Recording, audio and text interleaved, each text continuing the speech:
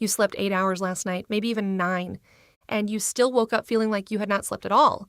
Your eyes are heavy, your body feels like it is wrapped in wet concrete.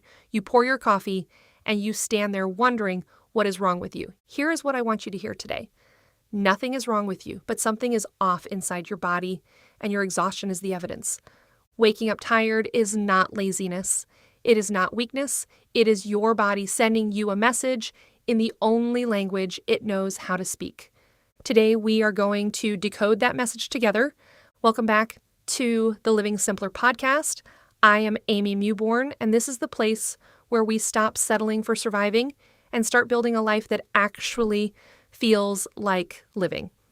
If you caught our episode on circadian rhythm, this episode is the natural next chapter. We talked about how your body is wired to a 24-hour internal clock and how disruptions to that clock affect everything from your hormones to your metabolism. Today, we are going one level deeper. We are talking about why sleep quality matters more than sleep quantity and why so many women are logging their hours and still waking up empty. By the time we are done, you will understand 5 specific reasons this is happening, and you will have real, concrete steps you can start taking tonight. Let's get into it. We have been sold a number, 8 hours. That is the target. That is the finish line. If you hit 8 hours, you should feel rested. That is what we have been told. But here is the truth. Sleep quality is not measured in hours. It is measured in what your body is actually doing during those hours. Your brain cycles through different stages of sleep throughout the night. You move through light sleep, deep sleep, and REM sleep in roughly 90-minute cycles. Each stage does something different. Deep sleep is where your body repairs tissue, balances hormones, and consolidates memory. REM sleep is where your brain processes emotion, regulates your nervous system, and integrates learning. If something is disrupting those cycles, it does not matter how many hours you are in bed. You are not getting what you need. And here's the question we need to ask. What disrupts those cycles? That is exactly what we are about to unpack. Your body is supposed to run on a cortisol rhythm. Cortisol is your primary stress hormone, and it is also your wake and drive hormone. In a healthy pattern, cortisol should be at its lowest at bedtime, slowly rise through the night, and reach its peak around 7 or 8 in the morning. That peak is what wakes you up feeling alive and ready. But for a lot of women, that pattern is completely flipped. When you are chronically stressed, when your nervous system has been running in survival mode for months or years, your cortisol rhythm breaks down. You get cortisol spikes at night when your body should be dropping into rest. You get cortisol crashes in the morning when your body should be rising. The result is that you feel wired at 10 p.m. and destroyed at 7 a.m. You lie awake, or you sleep but wake at 2 a.m. or 3 a.m. with your mind racing, or you finally fall into a deep sleep right before your alarm goes off, and then you cannot get up. All of that is a cortisol pattern problem. Start tracking what time you wake up at night. If it is consistently between 1 a.m. and 3 a.m., that is a liver and cortisol signal. We will come back to the liver in a few minutes. If it is between 3 a.m. and 5 a.m., that is often a cortisol and adrenal signal. Write it down for 2 weeks and look for the pattern. Most women do not realize that blood sugar management does not stop when they fall asleep. Your brain requires a steady supply of glucose to function overnight. If your blood sugar drops too low while you are sleeping, your body triggers an emergency response. It releases cortisol and adrenaline to push glucose back up. That cortisol spike at 2 a.m. or 3 a.m. that wakes you up, it is often your blood sugar crashing. And here is what makes this worse. If you ate a high carbohydrate dinner, if you had wine with your meal, if you went to bed with blood sugar elevated, your body spends the first part of your night managing that spike, and then it overcorrects and you drop too low, and up comes the cortisol. You never got the deep restorative sleep you needed because your body was too busy managing an internal blood sugar emergency. Eat a protein-rich dinner. Aim for at least 30 grams of protein with your evening meal. Protein slows glucose absorption and stabilizes blood sugar through the night. If you are waking consistently in the night, try a small protein and fat snack before bed. something like 2 tablespoons of almond butter or a small amount of turkey with cheese. Not a full meal, just enough to buffer your blood sugar overnight. Avoid alcohol in the 3 hours before bed. Alcohol initially raises blood sugar and then causes a significant drop. It also suppresses REM sleep. Even 1 glass of wine meaningfully reduces sleep quality in the second half of the night. Inflammation is an immune process. When your body is dealing with infection, injury, or chronic immune activation, it releases inflammatory messengers called cytokines. These cytokines are necessary for healing, but they also interfere with sleep architecture. High levels of systemic inflammation disrupt the transitions between sleep stages. They increase the time you spend in lighter sleep. They reduce the amount of deep, slow-wave sleep you get, and they make you feel like you're waking up after a poor night, even when you technically slept a full night. This is why women with autoimmune conditions, chronic gut issues, mold exposure, or high-stress lives often complain that sleep never feels restorative. The inflammation itself is disrupting the repair process. Here's the thing that nobody tells you. Inflammation rises overnight. Your immune system is more active at night because that is when it does its maintenance work. So if your inflammatory load is high, your body is essentially working overtime while you are supposed to be resting. Focus on anti-inflammatory eating in the evening hours. Load your dinner with leafy greens, omega-3 rich proteins like wild salmon or sardines, and colorful vegetables. Reduce refined carbohydrates, seed oils, and ultra-processed foods. Consider magnesium glycinate before bed.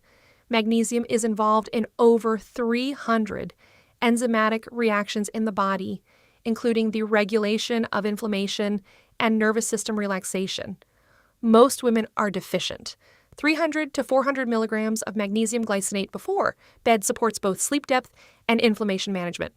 If you suspect chronic inflammation is a factor, look into getting a high-sensitivity CRP test in a full inflammatory panel through your functional medicine provider. Do not guess when you can test. In traditional Chinese medicine, the liver is associated with the 1 a.m. to 3 a.m. time window. I know that sounds esoteric, but there is real physiology behind it. Your liver does the majority of its detoxification work while you sleep. It processes hormones, filters blood, breaks down metabolic waste, and clears out the day's accumulated toxins. That process requires significant energy and enzymatic activity. If your liver is working overtime because it is dealing with excess alcohol, hormone metabolites, environmental toxins, mold, or pharmaceutical burden, it does not have the capacity to complete that work quietly in the background. It signals stress, cortisol rises, you wake up. The 1 a.m. to 3 a.m. wake window is one of the most consistent signs of liver stress I see in women with complex health histories. Support your liver every single morning. This does not have to be complicated. Start your day with 16 ounces of water with fresh lemon juice before anything else. Lemon supports bile production and gentle liver activation. Add cruciferous vegetables to your daily eating. Broccoli, cauliflower, Brussels sprouts, arugula, and cabbage all contain compounds that support phase 1 and phase 2 liver detoxification pathways. Reduce your toxic load where you can control it.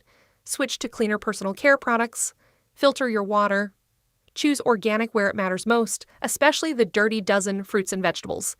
Consider a liver support supplement conversation with your practitioner. Milk thistle, NAC, and alpha-lipoic acid are among the most researched compounds for liver protection and detoxification support.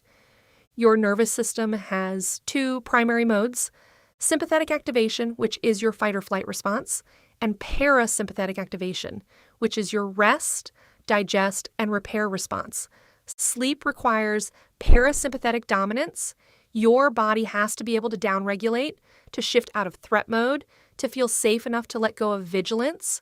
For women who have been running in high stress for a long time, that switch gets stuck. The nervous system does not know how to shift into parasympathetic because it has been in survival mode for so long that sympathetic activation has become the default state. This shows up as difficulty falling asleep, waking up alert in the middle of the night, feeling like your brain never fully turns off, and waking up in the morning already anxious before the day has even started. Your body is not broken. Your nervous system is responding rationally to the signals it has received over a long period of time, but it needs active retraining to learn how to rest again. Practice physiological sighing before bed. Inhale fully through your nose. Take a second, short, sharp inhale at the top to fully expand your lungs. Then exhale slowly through your mouth. This specific breath pattern activates the vagus nerve and shifts the nervous system toward parasympathetic in a matter of minutes. Do 4 to 5 of these before you sleep.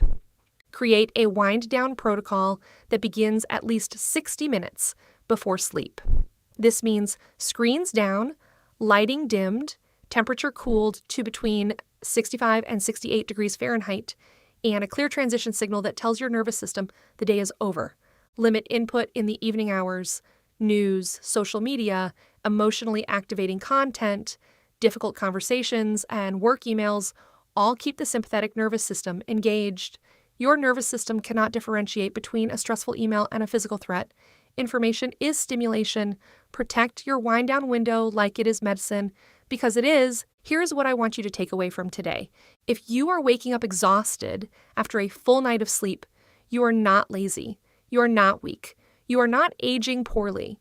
You are dealing with one or more of these 5 things: a cortisol rhythm that has been disrupted, blood sugar instability that is triggering overnight stress responses, systemic inflammation that is preventing deep, restorative sleep, liver stress that is waking you up in the detox window, or a nervous system that has been stuck in sympathetic activation for so long that it does not know how to rest. The good news is that every single one of these things is addressable. None of them require a prescription.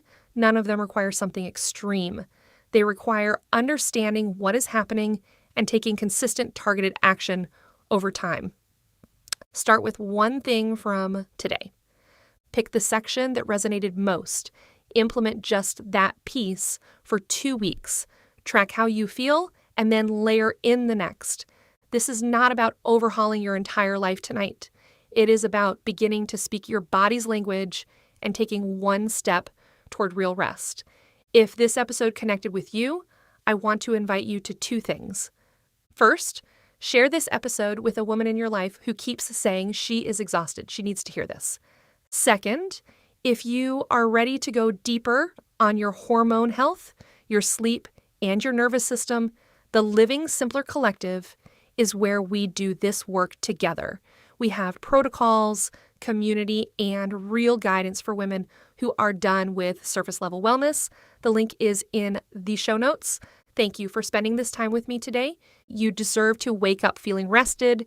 You deserve a body that supports you, and you deserve to understand what is happening inside you so you can actually do something about it. I will see you in the next episode. Until then, keep it simple, keep it intentional, and keep going.